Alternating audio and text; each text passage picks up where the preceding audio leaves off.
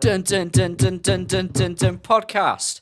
That was a new jingle. Why not? So yeah, we got. So obviously, when I asked like on social media and stuff, I'm sorry I didn't post them. I forgot to get the Wolves. I forgot to check the Wolves Instagram on the day of recording it. I'm an idiot. But when we were asking what people's albums of the year were, Berry chose not to tell us his album of the year, but he pitched us a question. What are your guys' top 5 British sitcoms? We did have a bit of discourse because me and Alex were chatting about like sitcoms and stuff on the way back from the shop earlier. In true podcast fashion, I said, not now on the podcast. But one of the key things we covered is a bit of a contentious issue because does Father Ted count as a British sitcom? Oh, yeah. Because it is Irish cast and filmed in Ireland. Okay, so I mean, but that's talking, Great Britain or... No, it's filmed Republic in of. that's what I mean. So, which is not Britain. But it's British Isles. No. I would 100% guarantee that. But the other argument for it is that it was BBC. It's also class. It is very good. No, we're not arguing against Father Ted. It is a very, very good. But does it come under British sitcom, or does it come under Irish sitcom? Again, BBC. According to Lee Googles, yep. It was also created by Irish writers. But it was produced by a British production company for the BBC. I think in the BBC, I would say so. I would. It definitely falls under that bracket of what you would when you imagine British sitcoms. It's very classic of a British sitcom. Oh yeah. But I think ultimately, I think you could technically class it, but we're not going to spend much time digressing. But I assume that obviously the divide between Ireland and Northern Ireland is a very contentious issue. So let's just move on. Whatever, yep. But yeah, so... Politics. Cool. So obviously we actually didn't pitch this question just now to everyone. We actually spent the day thinking about it because we're not... Well, two of us did. And then we told Connor and we gave him 20 minutes. Yeah. Do we want to go one at a time and then just kind of go around? I feel like that's a good one. I'm also going to start at 5. I mean, it's like my least. In fact, actually, no. Mine are in no particular order because, quite frankly, these are all bangers. In which case, then I'll start at the top because mine aren't technically probably not in particular order. The first two probably are. Number 1 for me, I've gone with In Between Us. Solid choice, solid shout. Never really watched it. Really? Well, part of my problem with this segment is I didn't not actively watch a lot of sitcoms.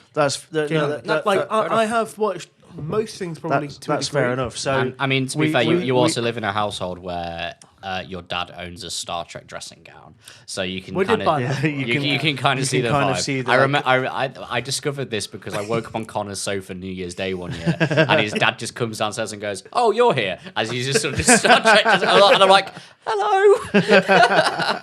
God, if your mum listens to this, she's gonna be like, "Oh, for God's sake!"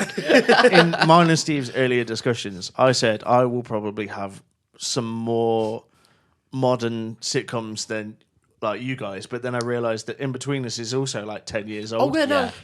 And that's probably the most modern. If the most modern one is the In-Betweeners, God, we are really showing. I think I've got another one on here that's technically slightly more modern than In-Betweeners, and probably actually ran for slightly longer. But I'll leave that till a bit. So yeah, my first is In-Betweeners. In-Between, to be fair, absolutely solid. There's show. I based it on. There's a lot of things that I could quote from in these sitcoms, which makes it good to me. So there's a lot of quotes that I can quote from In-Betweeners because I've watched it multiple times. Yeah. And there's just like and even the films as well. I was a huge fan of both films. I know that some films that like weren't critically acclaimed, but I think they both were. I think even though the In-Betweeners did not make my list, I think they are like. And I take a.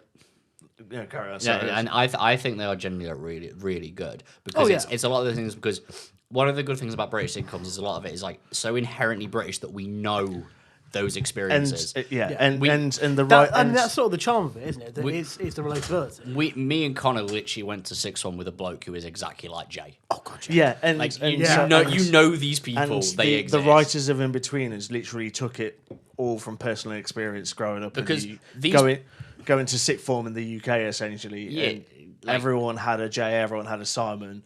Everyone had a Neil and everyone had a Will. Yeah, which is why, because this is something we didn't speak about earlier, but it's like this is why when they tried to remake it in America, and I did watch a bit of the American pilot for the In-Betweeners, where they tried tried to redo it word for word, and that doesn't work because American comedy and humor is completely different to ours. Yeah. Because I know the American experience is different. Yeah. And the other thing that doesn't work about American In-Betweeners is that we set it at British Sixth Form, which is essentially your last 2 years of school. You are so there's only 17 and 18 years 18-year-olds about.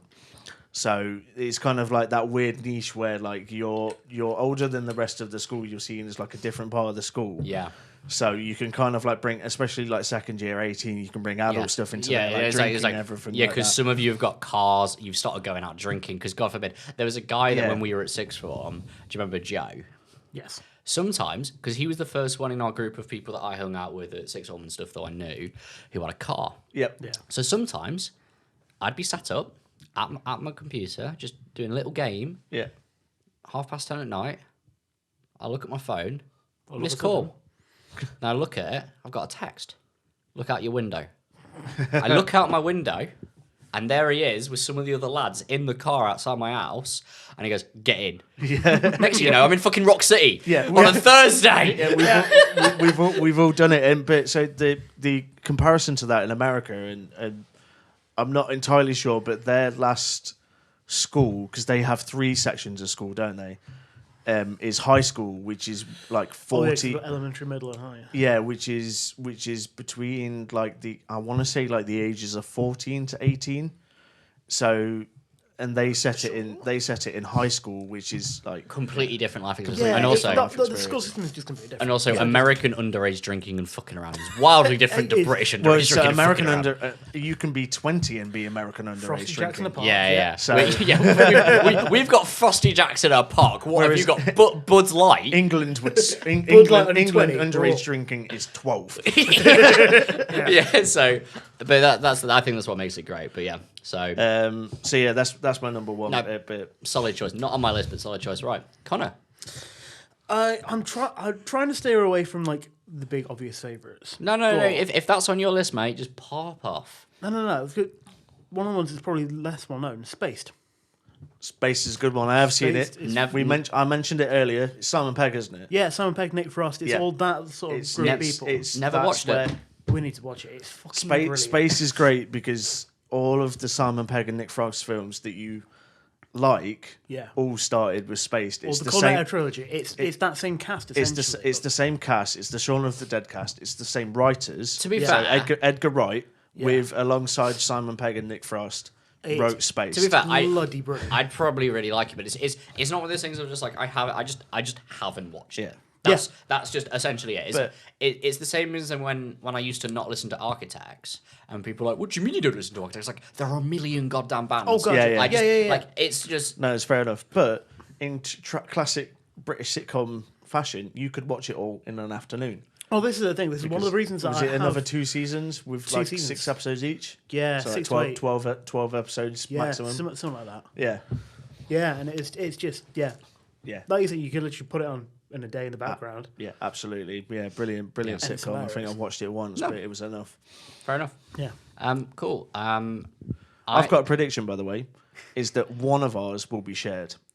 I've got one of ours is going to be shared. I feel like, and I'm pretty sure I know which one, but I'll keep it to myself until you say it. Mine is like anyone that knows the history of the band. Mine is really bad, and I've realised what you're hinting at, and it didn't actually make the list. And I might actually swap one out because I realised it's more of stuff that I would actively rewatch a lot. But my list was done basically on stuff that came to my head straight away. We'll see when I mention it on my list because it is on there. So but the main reason I haven't rewatched a lot of these recently is because they're not on any streaming services. Yeah. But I am looking at buying a DVD player because I own them on DVD. Because remember, kids, things used to come on physical media. Racket man. Some of us remember tape, floppy disks, mate. Yeah. My first interaction with a computer was on a floppy disk. ZX Spectrum, mate. Yeah. I used to play Lemmings. Nice. Yes. God, we are old. But yeah, so the thing is, the problem is my entire list is back at bangers, but the first and the last one of what I've done is hard. So I'm going to start from the bottom up, the young ones. Okay. Oh yes. Very good one. Absolute. Which ones, as we pointed out, because I got a bootleg shirt with the young ones on it, which led to a lot of old men talking to me in spoons, which was an unexpected consequence of that. But it shows of the kind of stuff that I grew up and was shown of stuff from like the late 80s onwards. But the young ones, it's class, isn't it? I'm not gonna lie, that is like the best era. I've not watched it in a while, and it's not on my list because it's not as memorable to me, but. It's classic British. Especially, sitcom, do you remember when we were recording in Glasgow and every night we'd sit before dinner and we'd all sit in the living room and watch the young ones? I didn't turn up until Friday night. Yeah. You went there to Friday night, but literally the whole week was we'd all sit down in the living room and we put on a different show. For most of the week, it was the young ones. Yep.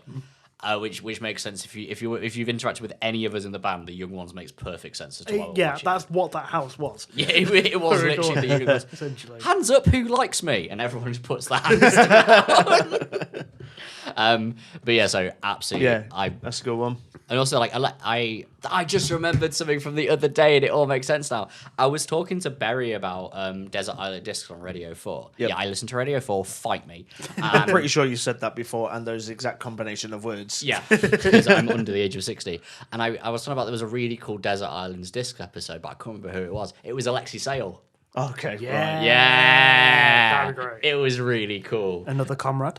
Do you not realise that most biscuits are named after the dictators? You got your Garibaldis, your Bourbons. Right, Alex, go. So my second one is another what I'd consider a modern one in inverted commas. It was the IT Crowd. Yeah, they are. Yeah. Did not make my list. Modern one in inverted commas because I'm pretty sure if it I think it ended before 2010. I mean, if it was in the 2000s, I'd class that as modern. I think it's in the after 2000. I think it. Was it before 2010? I'm going to Google it dead quickly. The thing is, we did realise that, or most of I don't think there's been an actual new British sitcom that's good. No. Not really. Why I struggled. Are we not depressed enough as a country? So it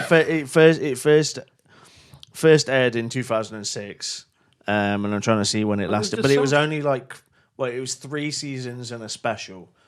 So I think it's just so much like gold we've got already. We just watch reruns. I think the problem that Britain has, right, with good sitcoms, what we would consider good sitcoms, is that with the new PC worlds that we live in now, you wouldn't get away with half of the humour that we used to get away with. No. Let's not do that fucking political correctness.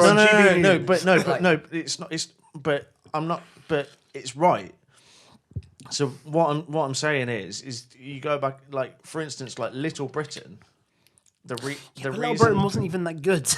No, that's half the problem. But the reason the humour worked is because they didn't care about it as much. We're debating whether it worked. I get what you're saying, but what you're essentially saying is because things have changed, like some stuff. Because things have changed, the humour would be different. But the thing is, if you think of like a lot of the stuff that's going to appear on our lists, none of that humour is quote unquote offensive. There's probably a few jokes that have not aged well. No. Yeah. But for the most part, so far, I don't know space, but from like there's probably a few bits on the young ones where it's like, but because that was filmed in the 80s, for God's sake. But other than that, there might be a few phrases or words and stuff, but for the most part, the core concepts and content can be transferred. We could remake the young ones today easily. Yeah. A little bit, yeah. Because instead of the specific like situations would be different. Yeah, absolutely. Yeah. Instead of this is your fault, Thatcher, we just transfer it. This is your fault, Rishi. The same jokes work. That is true. And the whole thing of being poor, broke students who don't know what they're doing, and also shout out the fact that young ones had a music segment. Yes, like that's something that needs to happen. Yeah, that needs to come back. Like, why can't we have Motorhead in the living room again? Like that is exactly it's my favourite moment. But I think it's less of like, oh, we can't really redo stuff today. The thing is, we can. The problem is, if something was a bit cringe and edgy at the time, obviously you can't do that now because the thing is, because people just don't want to accept that kind of like being offensive for the sake of offensive. That's essentially all it is. Yeah. Because the whole point of comedy is lazy. That you shouldn't be punching down. Yeah, that's essentially it. like, because that's why a lot of Little Britain's aged really poorly, is because at that point, obviously, people were a bit less bothered about it. Yeah. But now, because we live in an age where people are actually trying to actually think about what they're doing and stuff, which is important. Little Britain was a lot of punching down on stereotypes and stuff. It was, yeah. Whereas I feel like that's not really funny, because I think back now, it's like I used to like Little Britain when I was in year 7, so I was like, what, 12? Yeah. But even then, thinking about it, it's like, I don't think it was that good anyway. I think it was just because, like, you know, it's just really base level shit. I enjoyed it. Well, no, we all enjoyed it at the time, but have you watched Little Britain recently? No, but that's because I watched it a lot. Yeah, I also watched Come Fly With Me, which was but it's the same thing. It's just like, it was good at the time. We enjoyed it at the time, and obviously people have changed. I feel like if I watched Little Britain now, I'd probably die of internal cringe. Yeah, because it's very. There's also the other problem of your problem, which is that it's not available anywhere to watch, and I don't. Is it not? It's not anywhere because it was BBC. Oh, was it part of when they did the mass purging of everything and loads of stuff just got canned? Yeah, and Little Britain was pretty much removed off of everything. And Come Fly With Me as well. Let's be real, that's probably for the best. It was basically Little Britain but at an airport. Was like those early morning. Airport shows. I do know. Yes, I'm pretty sure Matt Lucas did blackface. To be fair, yes, you did. Yeah, he did. No. Yeah, I'm not surprised that one isn't being watched now. Yeah. So things like that. Yeah, nah. I think it's less about the whole we can't do that now. I feel like it should be done in the fucking first place, quite frankly. But yeah, moving on. But yeah, IT Crowd. Yeah, IT Crowd. Honestly, IT Crowd, one of the best shows ever. IT Crowd once again, is up there. Not on my list, but my God, what a show. Yeah. Again, based on, I can quote so much from IT Crowd. It's like, and it's so rewatchable. Look, to go back on myself, it is very rewatchable and would still, a lot of the jokes would still stand up today. Yeah. And you could remake the IT Crowd, and being a person that works with computers, the humour still stands, and there's still the same problems within a corporate IT world. Off and on again. Yeah. I mean, and also the fact is, like, as me, who's normally been one of the few alternative people in a workplace, the whole thing with Richmond being in a... Oh, yeah, Richmond, like the from goth to boss. Yeah, the from goth to boss thing is something that I have actively quoted, especially because I now work in a corporate office environment. Yeah, and you know as well as I do, we both work in corporate offices. Any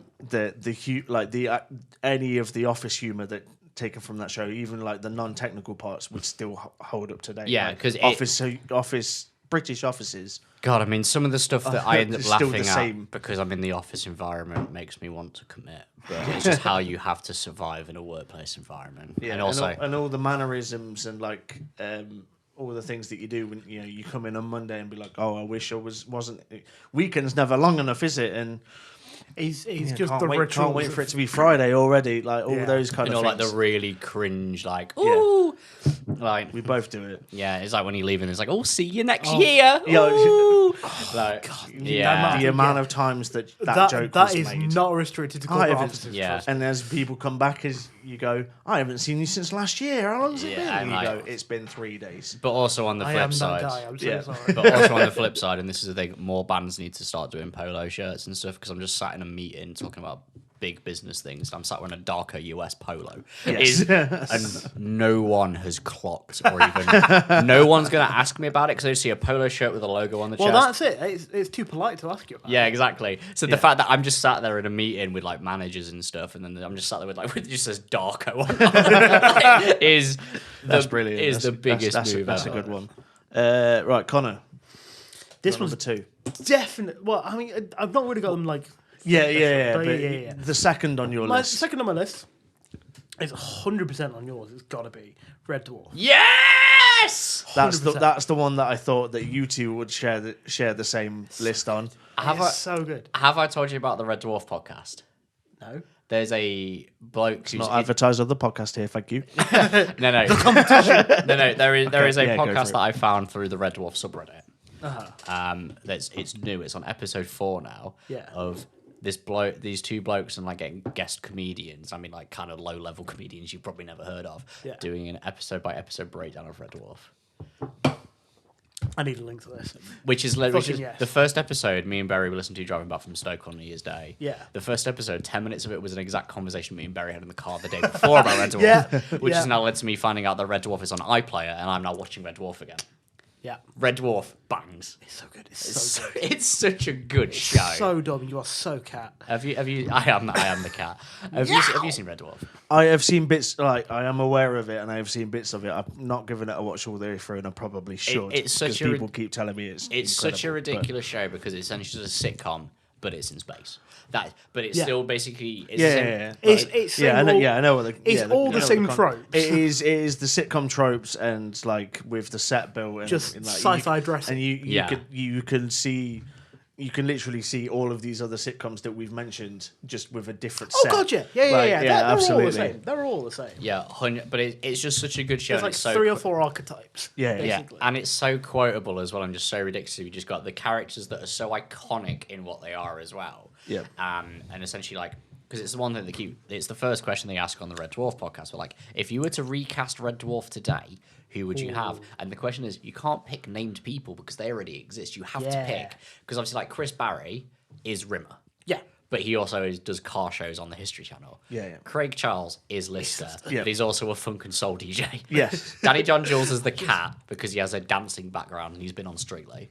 And what's his face as Crichton? Yeah. It's what's his name? Robert Llewellyn, isn't it? Or something like that. Yes. Yeah, I Google it. Is it bad that I remember? Robert Llewellyn. Yes. Craig Charles Moore from Robot Wars. Yeah, but that's exactly. That is Lister. That is Lister. I saw Robot Wars because obviously as a kid going robots, and I went, oh, it's Lister. Yeah. Because obviously I was introduced to Red Dwarf at a really young age, which is not good for my development at all. I don't know. I mean, it's not as bad as I base half my personality on Hawkeye from MASH, which says a lot about me as a person. Yeah, it really does. It really says a lot about me as a person. But that's an American. That we'll do the next. Mix that into LOLO as well. Next one we'll do. American sitcoms, and then you'll realise that obviously I spent all my time with my grandparents. If everything I watched was from the 80s. Right. Yeah. That's a good one. Yeah. So is Red Dwarf on Red your Dwarf's list? on mine. I knew it would but be. I can go into the next one because Connor literally just name dropped it of how it affects me as a person. A low. Okay, fair enough. That's yeah. Are you aware of a low? I am aware of it. I've not seen it very much. What a show! Obviously, the whole thing where everyone's doing really bad accents. Is Renee. But also that basically got my thing of loving women in stockings and suspenders because that was 90% of the show, and I've just admitted that. On the podcast, it's but here we formative are. for Steve. Formative for me as a person, and also Rennie shagging all the staff. That's it's. Steve is Renee. I feel like that one approaches the line of you probably wouldn't be able to do it again. Well, no, because it's about the war, and a lot of the stuff's very on the nose. And the fact that it's literally us taking the piss out of French. No, it's a good British pastime, that. Yeah, but you know what I mean. What in this post-Brexit society, we're not allowed to make fun of Europeans. Well, some people would take offence to it. But I it's like I said, it's approaching that line. It's one of those. But it was also a sitcom set in a very boxed environment during the war. Yeah. Especially because when it was done, it was like you could put a lot of French Resistance sitcoms back into there. Yeah, and for some reason, all the French Resistance were women in big overcoats. I'm not entirely sure. Yeah. And the British airmen who did not speak a lick of English, and the British spy who had the worst French accent. Like the thing is, it doesn't. I don't think you could probably remake it today in a sense if you had it set somewhere where you just had people attempting to do the accents. Yeah, that's essentially because it was just really zany. Set the whole thing where they had the painting of the fallen Madonna with the big boobies.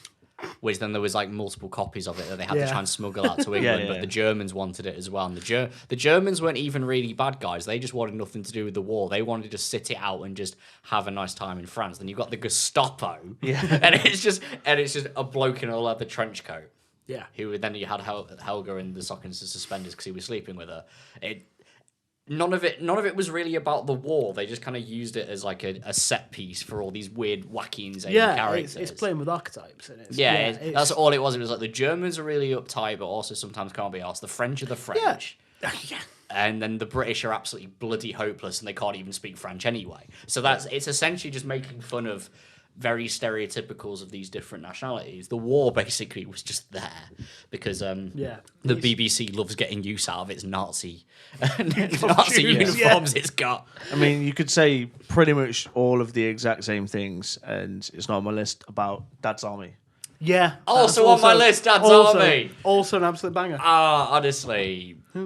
Yeah, well, where your comedy lies is historic Second World War. I am a bit of a history nerd, and also absolute banger of an intro as well. Yeah, but also like once again, it's just a set piece, but it happens to be set during the war. But it was just about a bunch of idiots who couldn't.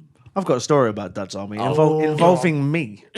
You guys might not know this. In school, I was in a production of Dad's Army on stage. Yes. Oh my god, this is. Please explain. I love this because this has never come up before. So we did an adaptation. Someone else had playwritten an adaptation of the German prisoner episode. Yeah. Where they go out and buy them fish and chips is essentially the whole premise. Your school is immediately better than ours by a million miles. So it was put on by an English teacher that just really likes like old war stuff.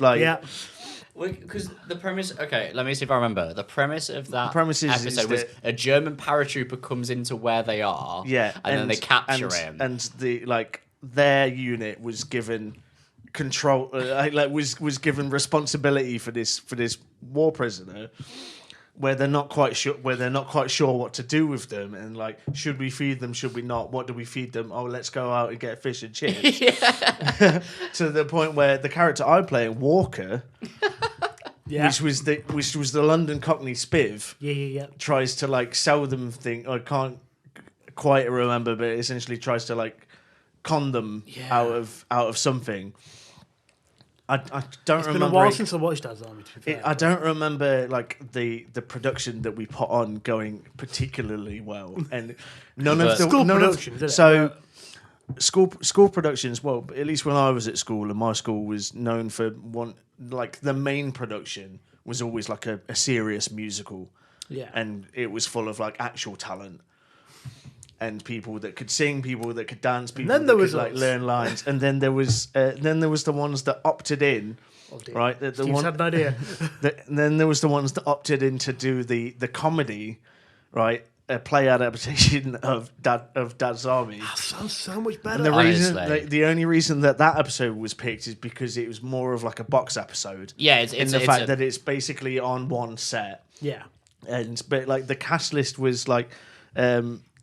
The cast list was essentially people that like looked vaguely like the characters. So like essentially someone who the person we brought in to play Captain Mannering was ginger, and that was it. And we brought in me because I had to play Walker because I had long hair at the time, so I could slick it back into yeah. So that's the thing that happened when I was at school, right? And that was my recollection of Dad's Army, basically. Right. So, but I just had a bit of a brainwave because we said about the In-Betweeners, how you knew those people in the In-Betweeners. Yeah, everybody. Dad's Army was the same. You knew people like the people in Dad's Army. That's fair. And I think if you've ever been Dad's Army, you knew the people. If you've ever been down to like one of those local pubs for local people, like we've been in the Legion. I mean, well, that wasn't really specific, but you go down to those places. There's always like the loud talking one. There's always like the old one that keeps forgetting. There's always the guy that's trying to con you out something. There's always like the wheeler dealer who's got some stuff. And there's always like the old bloke who thinks he knows more than he is. He's in charge. That's it. Yeah, I think that's a lot of it. I think a lot of the thing we're getting here with the British sitcoms is the characters are people that you know, and you can see these things happening. And you relate to them, and so you see the situational comedy, sitcom. You see the situation, you go, I could be in that situation. That would be hilarious if that happened to me. Because that's the thing, Scott, those kind of people. It's like with the In-Betweeners. We have all had conversations with people like that, and like with like the lads in Dad's Army, we know people who have who are like that, so you relate to it. 'Cause you're like, oh, I know, I work with the guy who's like Captain Mannering, and he annoys the hell out of me. To be fair, same with Spaced actually. It's like, very much. Spaced is just like a bunch of they're all they're artists, aren't they? Yeah, I can't remember. essentially, It's in a flat in London. Flat in London, and then you've got like where they have the weird arty neighbour that's downstairs, and then the creepy landlady. No, that's it. But because like they're all Brian. they're all broke, so that's like it's the kind of thing that would go on. And it's all young adults. The only one that's probably less relatable, which is the one that you two have both mentioned, is Red Dwarf, because it's in space. But at the same time, at the same time, like there is like obviously the human element to it, and it is everyone knows a rumor. We did mention that it's the same tropes done in space. It's two people who hate each other. Then you've got the wacky zany cat, and you've got Crichton, who's just a robot.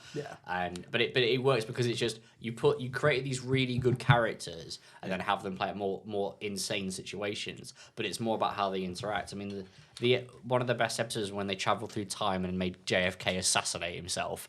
Absolute insanity. But it's time travel.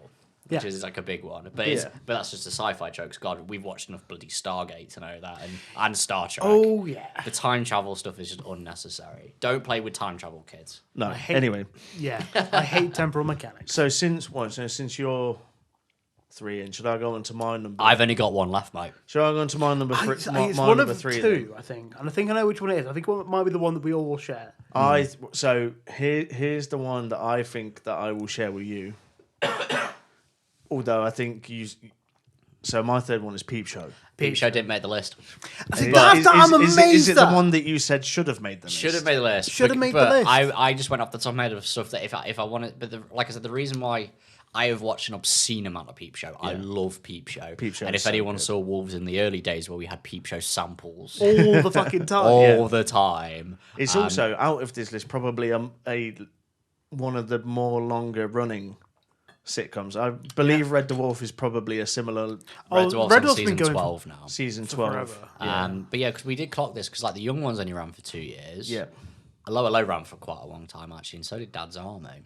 Dad's Army was less, I think. But but Peep Show had like a lot. Peep Show was 9 seasons. Yeah, but obviously we're not going to fact check any of this stuff because I can't be asked. And this, I just know that Peep Show was 9 seasons. This soju is kicking my arse. I have rewatched Peep Show like a lot. We have just sat in this room and just sat and watched Peep Show together. We have. Takeaway. That shows how close friends we are. But like Peep Show just didn't make the list. Like literally, number 6 would have been Peep Show. Okay, fair enough. Because Peep Show is undeniable because I think the main thing I love about Peep Show is the fact that it has the internal monologue with the characters. Yeah, the point.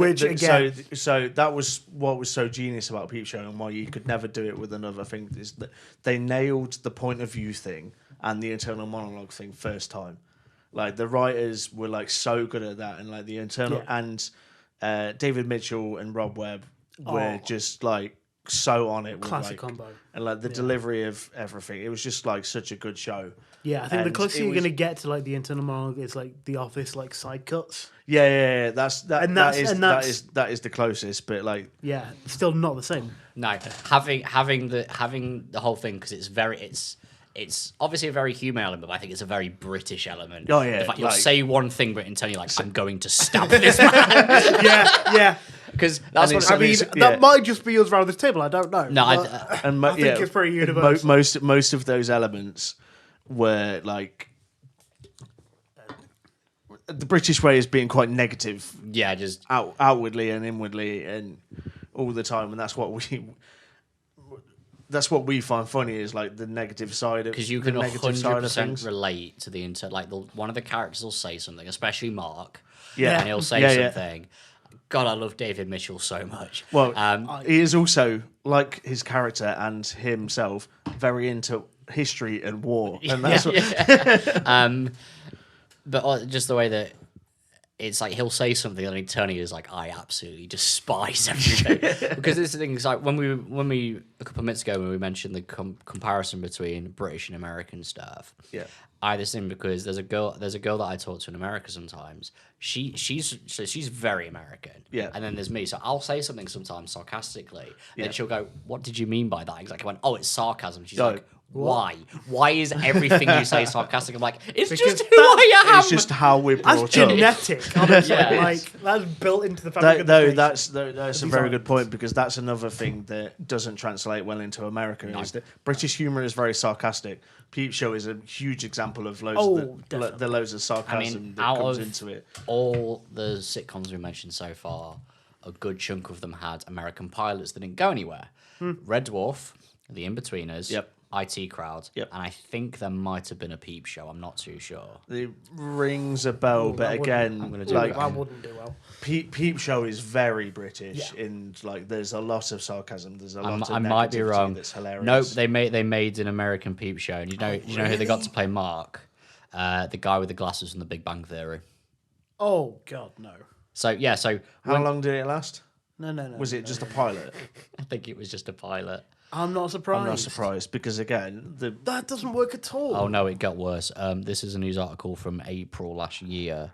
Apparently, the Americans are remaking it again. They want to redo Peep. They want to do another Peep Show. No. Again, anyway, I will never watch that. I'm just not interested. I was never interested in the In-Betweeners American version. Yeah. Well, it's because this is one of the things that was covered on the Red Dwarf podcast, talking about the Red Dwarf American pilot. I watched a bit of it; it was terrible. Yep. Essentially, the problem is the thing between American sitcoms and British sitcoms, because here in Britain under Thatcher, in the year 2024, which again, where most of the things we like were made, everything sucked, and we knew it sucked. So in the British sitcom, if stuff went wrong, it would just be wrong. But in the American sitcoms, because the Americans have the American dream and freedom and stuff, every episode of American sitcom, it always works out in the end. Yeah. Because there's the bit from Red Dwarf where Lister comes out of stasis in the first episode and goes, 3 million years. I've still got that library book. Like, oh God, I'm going to have this massive fine. I've still got this thing. Yeah. But then in the American version for the pilot, they go, 3 million years. Oh, my baseball card's going to be worth a lot of money. Like, there's always like a positive, upbeat spin. Where it's just like, no, you're the last man alive. Everyone's dead. It's 3 million years in the future. Oh, that sucks. This isn't positive. Yeah. Whereas the Americans are like, yeah, everything's fine. Yeah, so I think you mentioned that everything. Like the main difference is that a lot of British sitcoms, like the joke at the end is that something ends negatively. Yeah, and we like our we like our negative humour. How many times do you get the cutaway as something negative is just happening? Like something negative is just happening, or they get through the whole episode and then the resolution is that actually nothing actually ever happened. Yeah. So everything gets undone and it all reverses itself and go, okay, cool, same again next. Start again tomorrow. Same again next week. That's essentially that kind of thing. It's like everything always gets resolved, but in like a lot of the British sitcoms, especially when it's like the set pieces, like Red Dwarf, Dad's Army and stuff, the background situation, like a Low Low, the war is still happening. Yeah. But then a Low Low finishes when the Americans turn up and liberate. Yeah. So that's the ongoing thing of, oh God, there's a war on. Yeah. Or, oh God, there's the In-Betweeners finish. When they finish school. That was it. The background thing happening is that they are at school doing their A levels, and that's it. Also, just a point to go back to the interviews. How good is David Gregory in that? Is that his name? No, you're on about Greg Davies. Greg Davies, that's it. Look, who's David Gregory? I have no idea. I have no idea. Greg Gregory was a spoon. That's a throwback. Yeah, it is. Christ. I don't know why that just came up. Castle Crack TM. Greg Davies. Greg Davies. Oh, he's brilliant. incredible. Mr. Gilbert. Like incredible. and his appearance in the films as well. Again, I'll go back to the films. He makes an appearance in both films, and he's just like his delivery is just incredible. Well, he used to be a teacher as well, didn't he? Yeah, he did. He used to be a teacher. He knows it exactly. He went full circle. I mean, and then he drew his experience of just being almost done with life as a teacher into comedy and then back into being into a comedy about being a teacher. But that's the other thing is like with that same once again, those people. We had teachers who were infinitely sarcastic. Oh yeah, and, best teachers going. And like it was always like heads off as well. Yeah. Because they're the ones that were most done with life. Yeah. Well, it's like when we finished. Was it when we finished year 11 and our history teacher just basically went, right, we're done. Go forth and multiply. Yeah. Just go fuck yourself. Yeah. And he had to deal with us for 2 more years, and then we got drunk in Poland. I miss Mac. It's more the fact that when he went, Connor and Steve have been gone missing for quite a while. Where are they? thing. He comes up the stairs as we're stood smoking because I was chatting to 2 really fit girls from Sweden. And Connor saw him come up the stairs, saw what was happening, just shook his head, just went back in. Yeah. He just went, okay, this... After it was like, yeah, no, don't leave the pub. We all got to stay together. Steve's talking to 2 really fit blonde Swedish girls. We're just out on the street, just chatting. I mean, I'm gonna lie, I didn't know you were at school, but I can 100%. That is like the biggest you story I've ever heard. Yeah, Where's Steve? Oh, he's chatted to 2 women. Yeah, from Sweden. He also absolutely rinsed me once because I was in my obviously like early metalhead elitist days, so I wore like white camo cargo trousers just to 6-1 once. Then the following day he went, "Oh, this is you the other day," and pulled up a clip on YouTube of the Fast Show. Just to rip me. It was like. It is a core memory of me getting absolutely dunked on by my history teacher. Sick. But yeah, so right. Okay, so yeah, I've only got one left. That's cool. Should we go to Connor and then? Yeah, what have I actually got on the list? No, just point out this is mad that we've all wrote something down for this podcast. Like we've pre-prepared in advance. Hey, we wrote You the news are and everything else giving down. me far too much credit. This is what I mean. We are absolute professional magicians. That's What's the opposite of a podcaster? In terms of what's absolutely class for A book writer, Professional authors. That's it. Yeah, we are that's professional authors. God, no. Oh my professional God, journalist. professional journalist. Hey, no, we've got more credibility than people who write for the Sun, mate. Oh, very much. We'll leave that there. Connor. Hello, politics. This might be the one on the list. I'm not sure. Blackadder. That's what the one. He There shoots, it he scores. There it is. That's my next one on the list. Yeah. Me specifically, and Steve might share this. Is Blackadder goes fourth. Yeah. Because again, it's undeniable. war, because it's war humour. No, it's not even war humor. Once again, it's a set piece with something going on in the background, but the things are happening. Can I also point out the first time Hugh Laurie has made an appearance, and Stephen Fry valid, absolutely valid. in our lists. Huh? They turn them in young ones. Yeah. Why they won't? Yeah. University Challenge. Yeah, University Challenge, we're going to smash the oiks, which is what that bloke screamed at me in Spoons, which was very confusing. Yeah. No, that's true. But But in like, terms of like proper characters. in terms of like integral characters like Stephen Fry, Hugh Laurie. Yeah. Which again, both If we're talking British humour, Stephen Fry, Hugh Laurie are 100%. some of the top. What can we say about Blackadder other than it's one of the best things that's ever been made? Rowan Atkinson, mate. Yeah, I mean the fact that it's very historically accurate. Yeah. I wasn't super into season 1, the medieval one is. but Brian Blessed. But Brian Blessed, So- yeah. Brian Blessed. But yeah, no, for me, 3 and 4 are probably your better ones. I think Blackadder Goes Forth is one of the best things ever. Baldrick really comes into it, like that character his own, in Blackadder Goes Forth, because he is like, and again, everybody knows a Baldrick. Yeah. No, absolutely. and everyone knows Hugh Laurie. Yeah. And there's also, what's his face, who plays Darling. Oh yes. I've forgotten his name. There's I always don't know his name, but yeah, but that's you know him as these characters. yeah, it's like there's always like But a kiss again, ass like, who's like, yeah, it's for like Darling, but Blackadder Goes Forth when he like, because it's Melchizedek, Stephen Fry. yeah. And it's just every time, hello, darling. Hello, darling. But it's also the fact that it was so historically accurate when they're actually critiquing the facts of how the First World War was. It's like, well, this is our super secret plan, Blackadder. What, walk over the trenches and get shot? How did you know that? Yeah. It's like, well, it's the same thing we've been doing. Yes, but they won't expect it again. Yeah, and it's just absolute like, classic Rowan Atkinson. yeah, Yeah. this is- Yeah. Just, again, sarcasm and negativity. It's just that tongue in cheek of like, Yeah, but also I think, and also in terms of like, even though it is a sitcom, I think the way that Blackadder Goes Forth finished that last episode, the emotional British weight of sitcom, it ended in everything going wrong and everyone dying. but it's also one of the most heart-tearing things. Where it's like, so this is it then. It's like, this is they know they're going to die, and they go, well, this is it.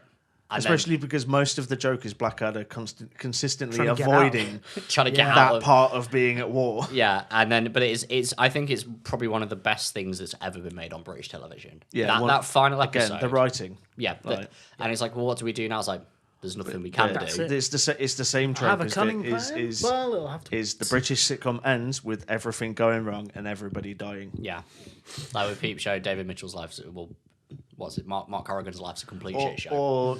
So Peep Show does the other one where everything just returns to what it was in the first place. It just goes. Peep Show, Mark and Jez just return to living together on their own with nobody else about, and they're just watching TV. Yeah, and nothing was accomplished in the 9 seasons. Yeah, it all returns to.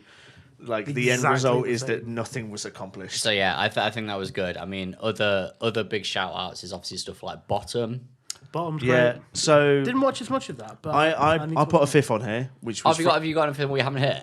Oh, okay. Which is Friday Night Dinner.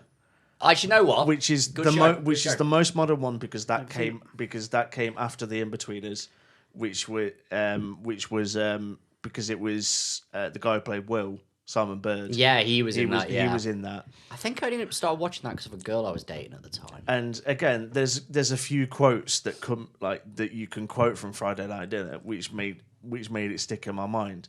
Like the stuff that they come back to, like the dad saying "lovely bit of squirrel." Like, yeah, it's all like the really cringe. Again, it's the relatable thing. Like, no, we all live from for some of us, like we all live from home. There's the returning home to go eat with your family, and you go back and it's like all cringy and everything, like and you just like, I've realised why I moved out now. Yeah, and it's just like I love going to see my family and like eating dinner with, but it's like the classic thing. It's your dad asking you if you've got a girlfriend yet, and like you know what? Funny enough, questions like that never come up with my family. No, but like you can imagine it happening. You can relate to like the really absolutely relatable like. Yeah.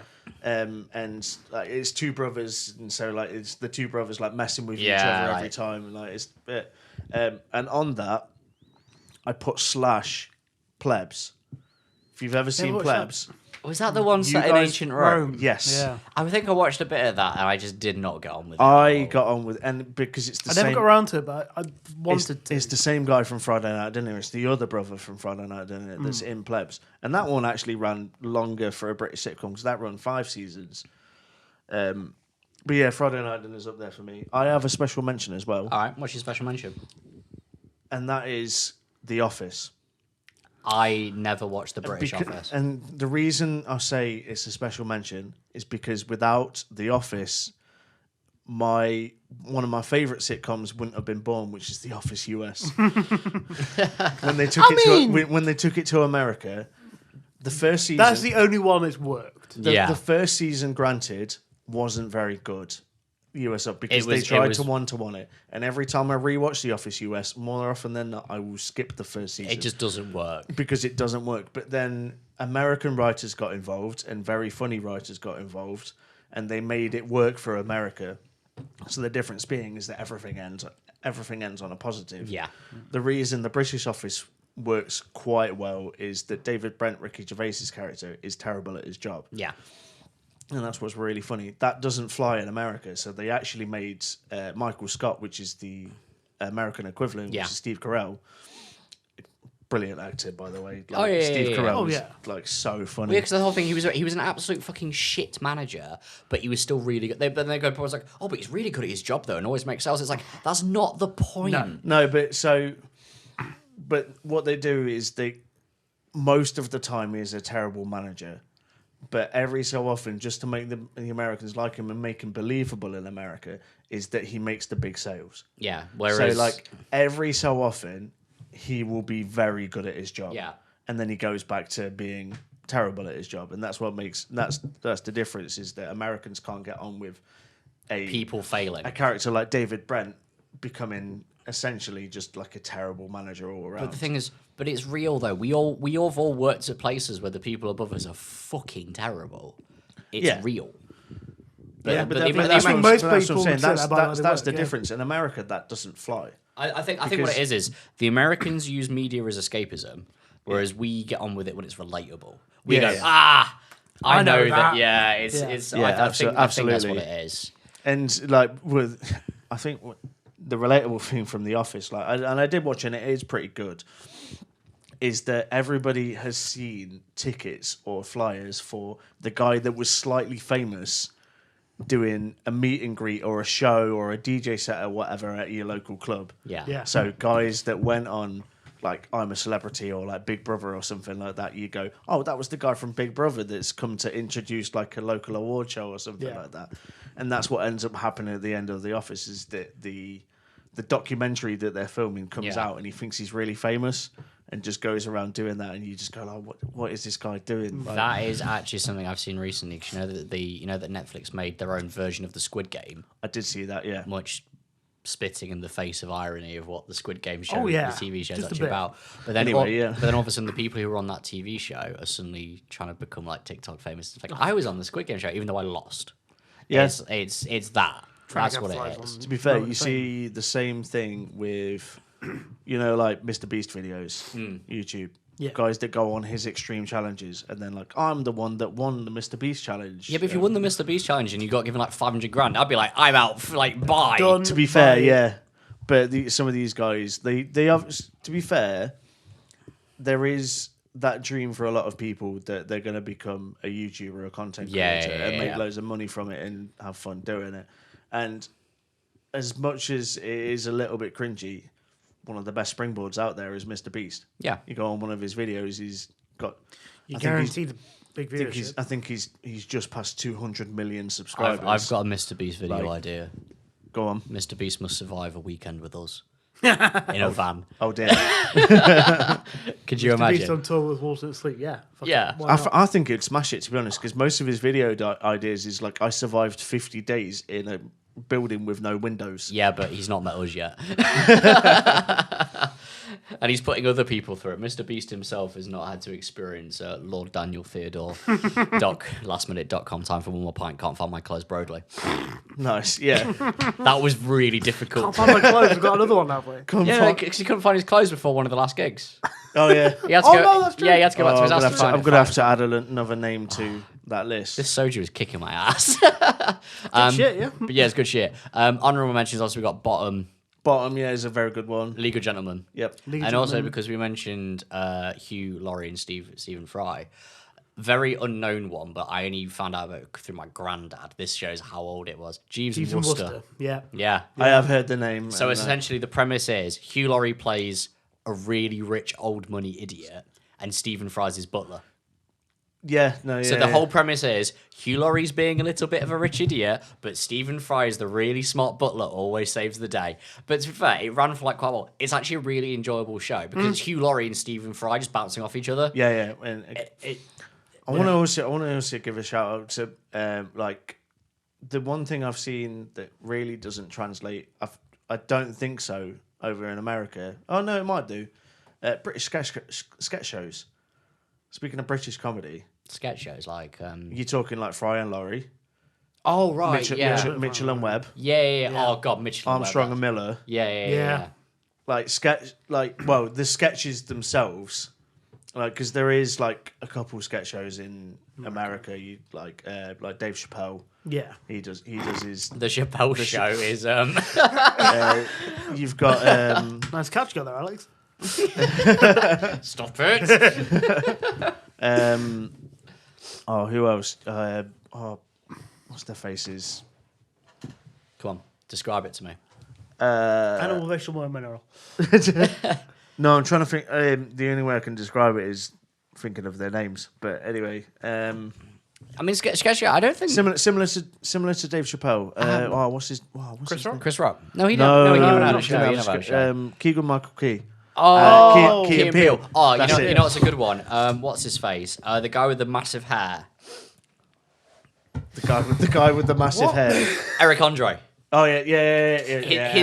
His weird like talk show thing where he has like actual celebrities come on, but then there's just chaos all around him when there's like fireworks going off and like a naked person just run on the set or something, and he has like actual real famous people come on it, but they're not prepped, so they come on and think it's going to be like an interview and just have to react to shit. Yeah, just everything happens. He also did a film which was essentially him and a couple of cast members were basically following the storyline that they wrote, but everything else was happening in public in real time. So at one point he's on top of a building saying he's going to throw himself off and kill himself. So you got members of the public reacting in real time, actually trying to help him. But then it comes to a close and he's like, everything's fine. But then after they finish filming, there's like all the B-roll at the end of the credits. Where they go, FYI, this was all a bit. Fake. This was all like they even like blew up a car or something. Like it was like actual, like absolute chaos comedy.